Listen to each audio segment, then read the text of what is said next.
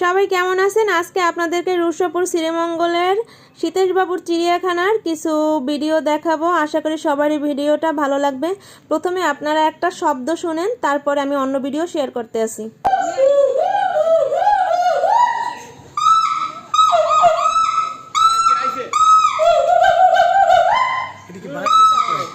আশা করি এতক্ষণ শব্দটা শুনেছেন।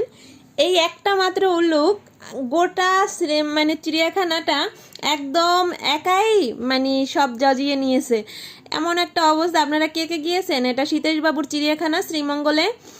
এখানে খুবই ছোট্ট একটা জায়গা, বেশি জায়গা না, টিকিটের মূল্য খুবই কম। তার ভিতর মোটামুটি পর্যায়ে আপনারা সব কিছুই দেখতে পারবেন, কিন্তু বাঘ সিংহ এগুলা নাই।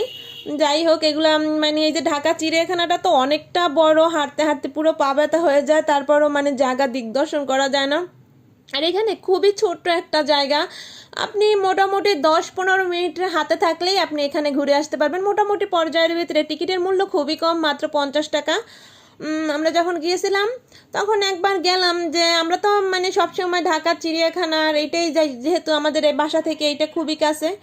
কিন্তু এখানে গেলাম, ওই যে মানুষ বলে না যে শখের তোলা 80 টাকা, ঠিক এর জন্য। এটা হচ্ছে ইমু পাখি, উট পাখিও বলে বা ইমু পাখিও বলে।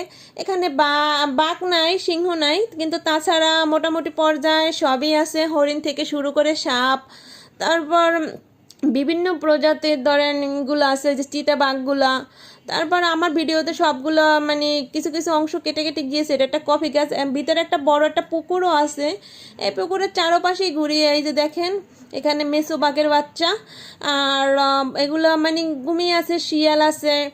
মোটামুটি পর্যায়ে ছোটোর ভিতরে হলেও মোটামুটি বাচ্চাদের আনন্দ দেওয়ার জন্য আছে, খারাপ না।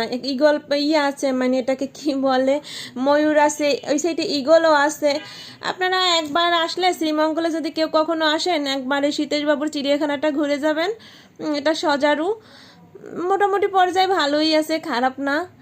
কিন্তু পরিবেশটা আছে একদম অপরিচ্ছন্ন না বা পরিচ্ছন্ন না। কেমন লাগলো ভিডিওটা সবাই অবশ্যই জানাবেন। আল্লাহ হাফেজ।